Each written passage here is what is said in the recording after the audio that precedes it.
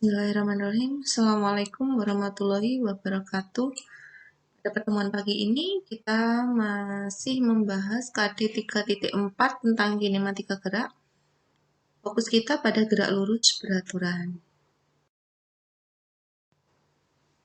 Oke, jadi untuk pengertian GLB atau gerak lurus beraturan, dari kata-katanya gerak lurus beraturan, jadi ini adalah gerak lurus berarti lintasannya berupa garis lurus dan beraturan. Yang dimaksud beraturan di sini adalah kecepatannya tetap.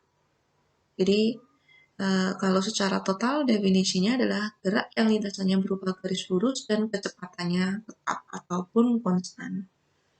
Jika dikatakan kecepatan konstan, artinya setiap detiknya tidak mengalami perubahan kecepatan. Jadi misal di detik pertama kecepatannya 30 km per jam. Di detik kedua juga masih tetap sama, 30 km per jam.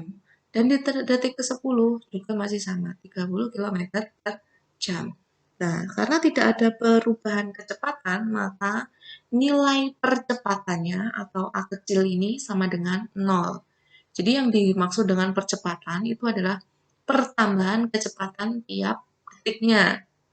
Akan tetapi, berhubung ini setiap detik kecepatannya sama, tidak ada pertambahan kecepatan, maka nilai A kecilnya sama dengan 0. Kemudian untuk rumus GLB, gerak lurus beraturan, di sini simpel saja, ini materi dari kalian SD sudah kalian kenal, jadi ini ketika kalian mempelajari bahwa besarnya kecepatan itu sama dengan jarak dibagi dengan waktu, itu sebenarnya kalian sudah otomatis sudah mempelajari materi kinematika gerak. Jadi ini paling simpel, paling sederhana, bahwa kecepatan itu adalah perpindahan dibagi dengan waktu, atau boleh juga jarak, seperti itu ya, karena antara jarak dan perpindahan nanti akan berjalan beriringan karena lintasannya berupa garis lurus.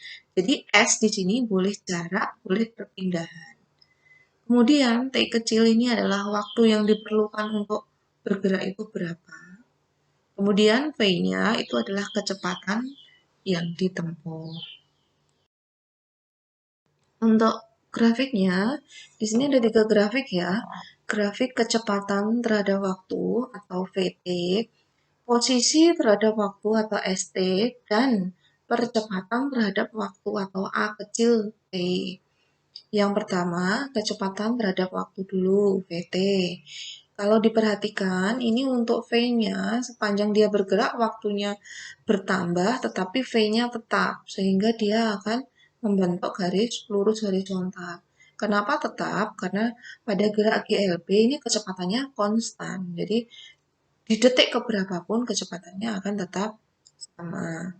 Kemudian untuk grafik ST atau posisi terhadap waktu tentunya mengalami perubahan ya, karena yang namanya bergerak pasti menempuh jarak.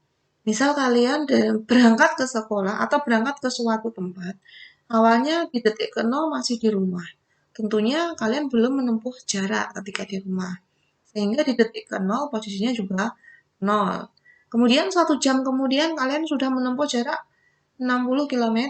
Berarti ketika 1 jam, posisi atau kedudukannya sudah 60 km.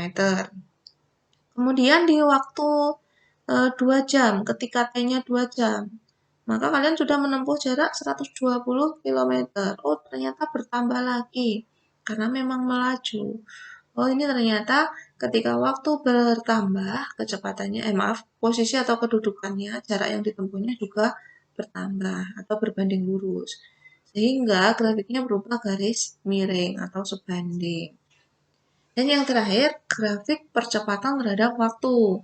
Karena tidak ada perubahan kecepatan, karena dikatakan tadi bahwa kecepatannya selalu sama, maka percepatannya nilainya 0. Jadi itu sepanjang waktu ke kanan itu nilainya A kecil itu sama dengan 0. Sehingga garisnya mepet pada garis waktu.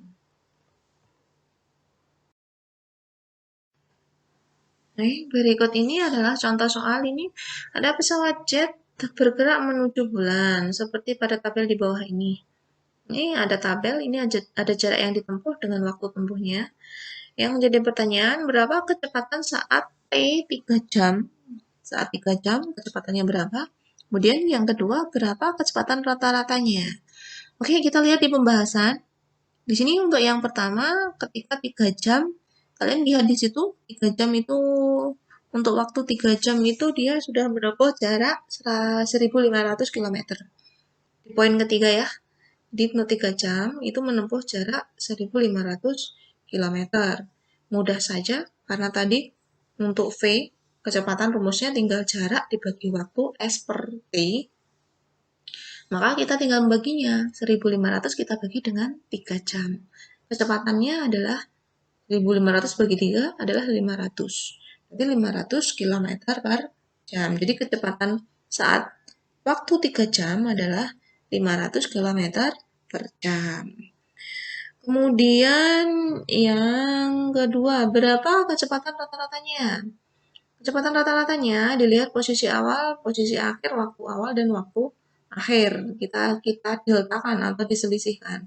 Posisi akhirnya itu adalah pada jarak ke-5, di situ ya, 2.500. Kemudian posisi awalnya 500. Berarti 2.500 dikurangi 500 dibagi dengan 5, waktunya juga sama, waktu akhir dikurangi waktu awal. 5 dikurangi 1. Jadi itu hasilnya 2000 dibagi dengan 4. Hasilnya adalah 500 km per jam. Jadi kecepatan rata-rata pesawat tersebut adalah 500 km per jam. Oke, demikian untuk pembelajaran pada pagi ini. Nanti silakan dikerjakan untuk soal latihannya. Wajib dikerjakan, jangan sampai tidak, karena ini adalah kesempatan kalian untuk mengumpulkan nilai-nilainya, karena semua tetap akan saya rekap. Jadi nanti siapa yang mengerjakan dan siapa yang tidak ada pengulangan tugas. Saya akhiri pertemuan hari ini. Assalamualaikum warahmatullahi wabarakatuh.